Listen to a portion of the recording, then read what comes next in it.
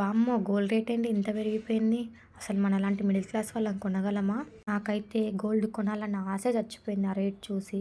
మా పెద్దమ్మ ఫోన్ చేసి గోల్డ్ షాప్‌కి వెళ్తున్నాం మీరు రండి అంటే వెళ్ళాము. రింగ్స్ కలెక్షన్ అయితే ఆసమ్ ఉండే అసలు. ఒక 2 ఇయర్స్ బ్యాక్ అదే షాప్‌కి నేను రింగ్ తీసుకోవడానికి వెళ్తే నా సైజ్‌కి అసలు కలెక్షనే లేదు.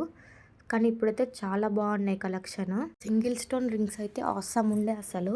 సేమ్ వెయిట్ రింగ్ నేను కొన్నప్పటికి ఇప్పటికి ప్రైస్ అయితే డబల్ ఉంది. షాక్ అయ్యా నేనైతే అసలు ఆ ప్రైస్ చూసి.